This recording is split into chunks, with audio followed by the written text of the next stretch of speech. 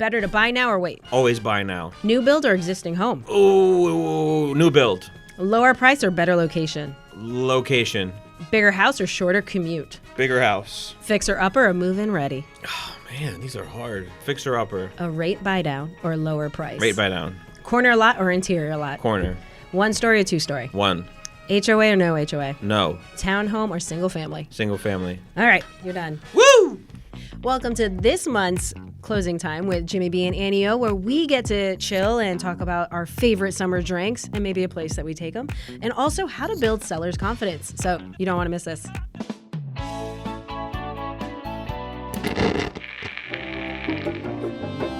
Oh my God!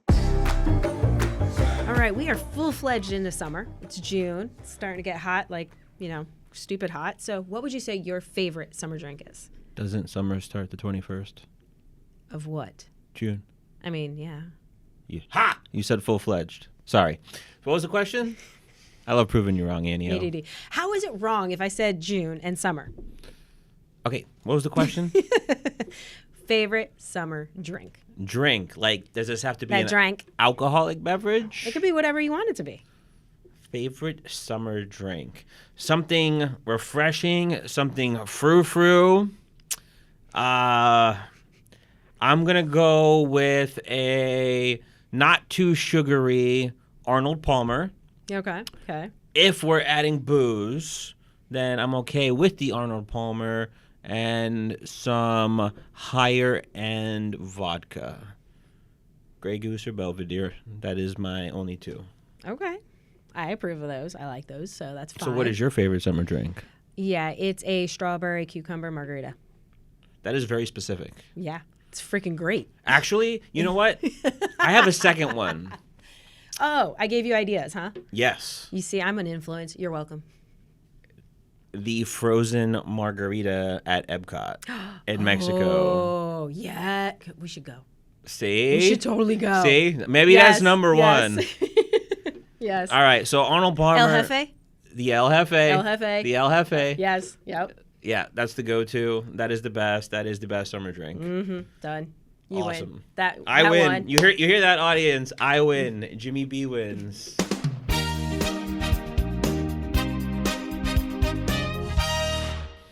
All right, and this month we have a new segment called Rapid Fire Questions, where we're going to ask each other a series of 10 questions, and the other has to answer within 60 seconds. So it's going to be rapid fire. Oh, that's why it's called that. Oh, my God. Yeah. Anyway, so we're going to do a rock, paper, scissors. So I'm going to say rock, paper, scissors, and then shoot. On shoot, we do it. The winner gets to choose if they are going to ask first or receive first. Okay, like a twin class. Got you. That does not sound very You know politically exactly what you correct, were saying. But You yeah, knew exactly what you were saying. I might have. Yeah. Football stuff, right? Rock, paper, scissors, shoot. Rock, paper, scissors, shoot. Shit. Rock, paper, scissors, shoot. Rock, paper, scissors, shoot. Okay. Rock, paper, scissors, shoot. Ah! You got me. Because I'm the winner, as always, I'm going to decide that I'm going to ask questions first. You get to answer. You have 60 seconds on the clock. Are you ready? Let's go. All right. Number one, better to buy now or wait? Always buy now. New build or existing home? Ooh, new build. Lower price or better location? Location. I was wondering where you're going with that. Bigger house or shorter commute? That's a tough one. I'm going to go with bigger house. Okay. Fixer upper or move-in ready? Oh, man, these are hard. Fixer upper. Rate buy down or lower price? Repeat that? A rate buy down or lower price? Rate buy down. There you go. Corner lot or interior lot? Corner. One story or two story? One. HOA or no HOA? No. Townhome or single family? Single family. All right, you're done. Woo! Man, I had some. Really, you really would choose a fixer upper over move-in ready? Why not? You get more equity out of it. I mean, I agree with that, but when I show you fixer uppers for us to buy, you're like, no, and then you start looking at the brand new houses. Because I have no vision.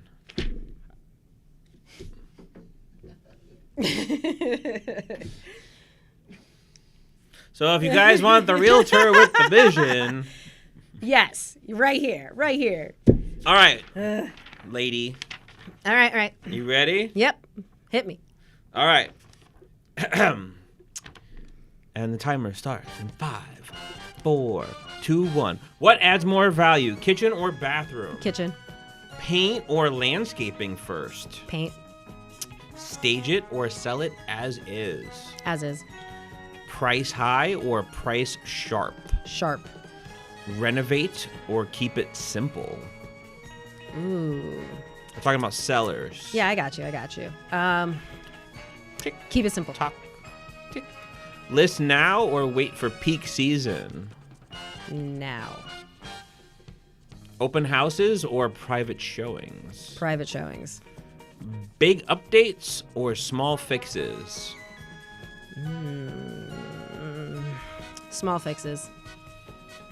Professional photos or phone photos? Oh, what the hell? Why would you even ask me that? That's so insulting. It's what the paper said. Blame the people who wrote our podcast. Not even a question. It's video and professional photos all day long. Thank you Well, very you just much. went over your 60 seconds for that. Whatever. Empty or lightly furnished? Lightly furnished. All right. Cool. And that concludes this first segment of Rapid Fire Questions with Jimmy B and Annie O.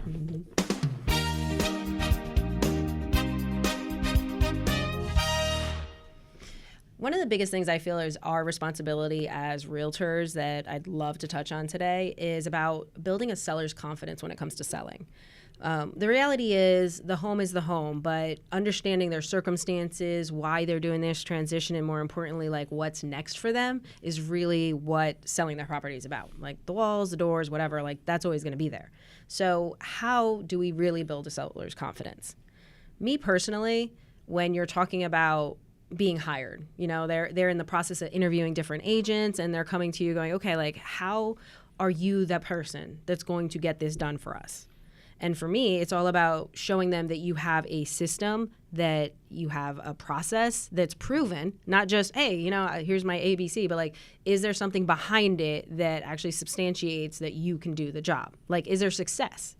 So if you can show them that you have a system and you actually have a history of being able to apply that system into a workflow that moves them to where they need to go next, that's one of the biggest things you could do, because then they feel like they can trust you with this asset that's the largest thing in their life most of the time. You have anything to add to that real quick? I can talk about this for days. I know you can. I was going to play devil's advocate. Go for it. What about the seller who would prefer to have the more inexperienced agent because they have more time and they can focus solely on that particular owner's home to sell? So Because I have heard that a lot. That sometimes a seller would prefer an agent who has less experience because they're going to be more focused on them. They're going to be more available to answer their phone calls, their text messages, their questions. what that really tells me is that you have a seller that actually is a control freak and doesn't know what's really good for them in terms of... I agree. But like in reality, because you're telling me that for your largest asset, you actually want to give it to somebody that doesn't know what they're doing yet. Hey, man, everybody's got to start somewhere. Yeah. Get a mentor. You tag team that stuff. Like, don't do it on your own. Like, that makes no sense. Okay, here's an honest question for that seller. And this is how I kind of like rephrase it. Because saying, okay, do you have bandwidth to handle them? That is very much a real conversation. And you should be able to address that. But being able to tell them, like, you have your car, you know, all of a sudden the check engine light comes on and it's time for you to take it somewhere. Are you going to go take it to your neighbor who literally just said they got out of mechanic school and they want to take a look at it because they're right next door and they can be on it 24/7? Or are you going to take it to the shop that you know is going to get the job done so that you can get back to work? I think the answer is obvious. But that's what you're saying. So when those sellers come, and I love that you brought that up, because you're right. There's this attention and communication, really, that the sellers are actually saying that they really want versus the inexperience. And they want to have an agent that they know that they can call and will answer the phone. They want to know that someone is going to keep them informed of what's happening with the sale process. So if I can answer all those questions, that whole thing of being an inexperienced agent goes out the window. Yeah, these sellers that are super analytical and control freaks, I just can't deal with them at all. They drive me absolutely crazy. I mean, yeah, they're a lot, but I actually do appreciate them because one, it keeps you sharp, keeps you on your toes. Like I love learning. Like I love always finding that next level and like what else can I do to better myself. And those clients always make sure that you're doing that. So the second something new comes out, you have to stay on it because if they find out before you, you're screwed. That was just a joke plug for people in our audience. They'll know who they are. So back to the original question. Boosting their confidence overall. So I know this is really a topic that you're passionate about. So let me ask you the question. You're going to a listing appointment, we'll call it, where you're going to meet with the seller and talk about their options. And, they have a reason and a motivation of obviously why they want to move. Right. But they're scared. Of course. Right. Let's just say in a scenario, because this has been happening a lot in our market, where it's a sell buy. So they need to sell their home in order to buy the next home. But they're scared. They're worried about the process. How do you navigate that to give them the confidence that not only that you can get the job done, but that the job can be done in general? Right. No, that's a very big thing. It boils down to like at the end of the day, they don't want to be homeless. So I say like they don't want to sell their house and all of a sudden have nowhere else to go. That's actually my forte when it comes to real estate is helping those buyer sellers that are doing both transactions at the same time. I don't know how I actually got into that. It just kind of worked as far as my niche and I just went all in on it. But the biggest thing is, again, you have a process. So one of the best things you could do on the selling side is obviously inform your clients, let them know about the market, price it where it needs to be so you can move it. But then you're also communicating with the potential buyer of their house, letting them know the circumstances. So in terms of a seller who's really, really paranoid about, if we go under contract and we can't find anything, like, do we have to sell our house? The answer is actually no, you don't.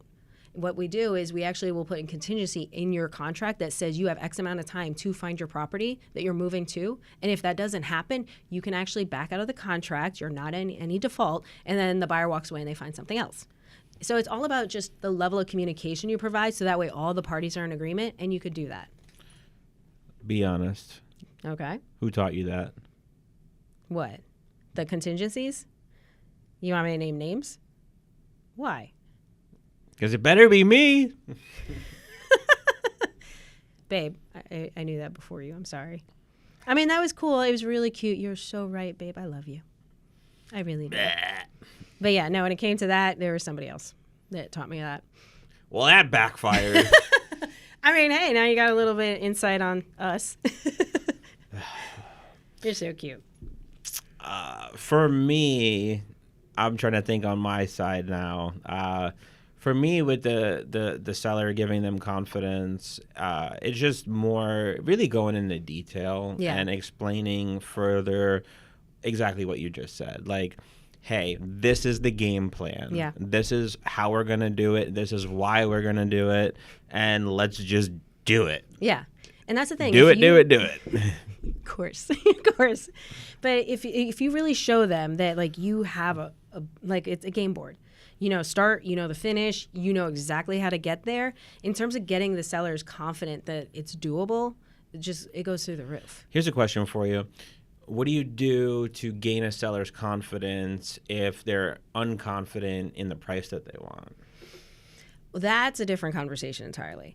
That really relies on the market data. That is very much a part of this conversation during our, advisor consult when we're first meeting these sellers about understanding their needs, their wants. We're spending a lot of time actually on the market, what the conditions are, and what we're seeing as far as trends go, because obviously every day to day, there's crazy news, there's things going on that we can't control. So we just pay attention to what we can control. And we share that information. And if they're on that cusp where, they're really hedging that line of like, hey, this number might not work for you, we're also talking about plan B. If you don't get that number and it's at this, what do you do? Can this move still work for you? And if the answer is no, then, now we know this all up front. And then, if we decide that we're still going to test the market to see like if there's an opportunity there and it doesn't work out, we've already discussed that. And then we can go moving on to plan B. But it is really about that level of communication, just really sharing with them that. a lot of people, it's not necessarily like, oh, I can't make the move anymore. It's just they have to make different changes and adjustments with like their next purchase. And we have a lot more flexibility on that side than most people realize. So for instance, they said, oh, I needed X amount of dollars out because for my next home, I've already been seeing the prices are this, and this is the kind of house I want. And you're like, okay, that's fair.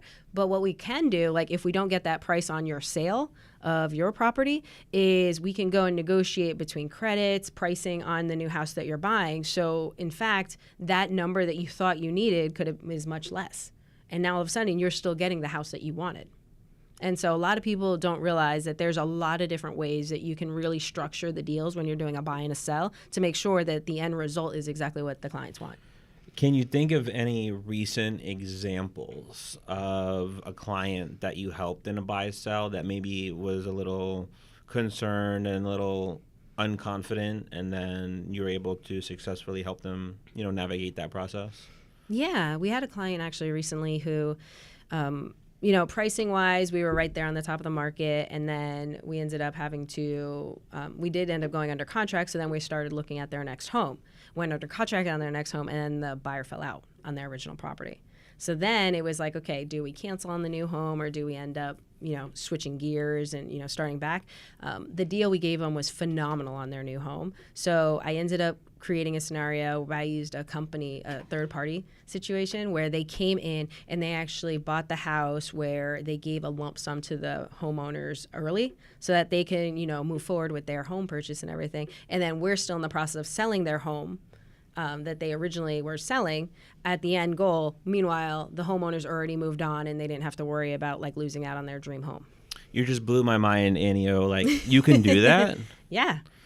A lot. Wow. You're right. Actually, there are a decent amount of agents that don't know those things are like real. So I actually think that is an amazing segue into this month's Coach's Corner segment, where we can talk a little bit more about this topic, but to our realtors who are watching out there and give them advice on it. Now it's time for Coach's Corner, where you learn not to be a little real estate bitch.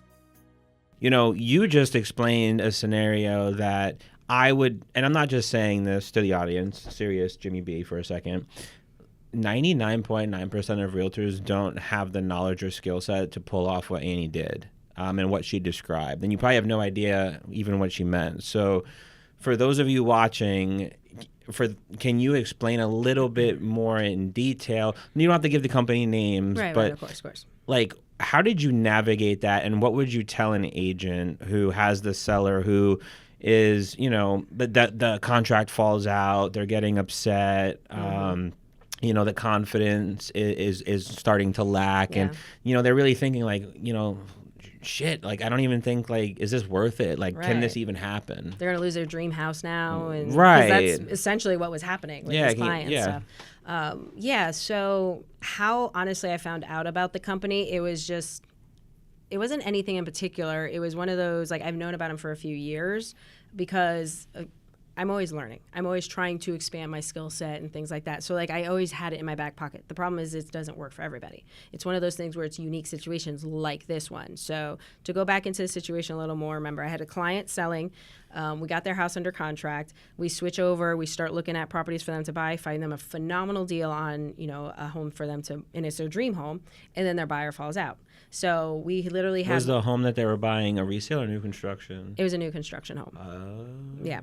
So the incentives were amazing in terms of like closing costs, the interest rate, things like that. And then, of course, the home just not needing anything when they move in was great. Now, we had roughly 2 weeks to determine whether or not we were going to move forward on their new construction. And so, that was the first thing is like, can we fit and find another buyer that could go into this? So we spent at least the first weekend trying to find a normal traditional buyer, and we had showings and everything, but just nothing panning out. Right. And as, we literally had this deadline. I'm like, I don't think we're going to find anybody else, so let's do plan B. And this is my plan B, because the way this company works is they look at, what your property is going to sell for, and I tell them the price. And the cool thing is we already had a buyer at a price, so we were pretty confident with that part.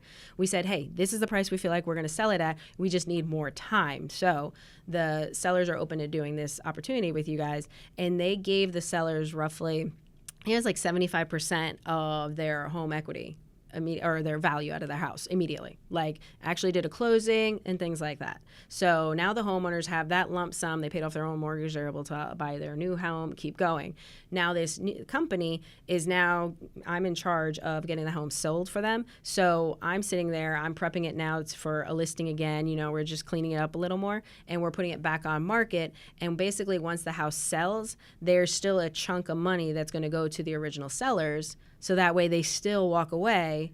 And now, obviously, if we had a buyer who is like a more traditional buyer, like there is a cost associated with doing this kind of program. But at the end of the day, for this client, what mattered was getting their dream home, especially at the deal and everything. So we even found out he did all the numbers and everything. So like he was still saving money by doing this deal and moving into that home versus losing the home. So That's awesome. yeah, there are companies, and again, they're not like they're cheap companies or anything like that, but at the same time, they just provide another avenue. For the last part of the segment, Sure. for Coach's Corner, what would you say is your number 1 or 2 tips for realtors watching in regards to helping sellers be more confident when wanting to make a move? 1 or 2 tips. Communicate. Communicate exactly what's happening in your market. Communicate exactly like what your strategy and what your plans are, because if you're doing everything right and the numbers and everything is happening, like you're going to get the end results. And I think a lot of people, especially because even though COVID is now 6 years ago, we still have a lot of sellers who think you put your house on the market and it's going to sell in a week. For double the price of what they bought it. Right. So unfortunately, we're back in a normal market where you're on the market for 2 to 3 months. Or more. Right. And so we have to prepare sellers for that at the very beginning and be like, guys, I hope you're planning on moving in fall, because if we get started now, that's your timeline. Yep. And like having that real conversation and then reminding them that the whole time. You're not trying to, you're not making this up. So communicate and just be very open and honest. Yes. And know your market data. Yes. Okay. Those are my tips. Imagine that. Know your shit. Know your shit. All right, guys. Well, know your shit. That's how we're going to close out this month's Coach's Corner.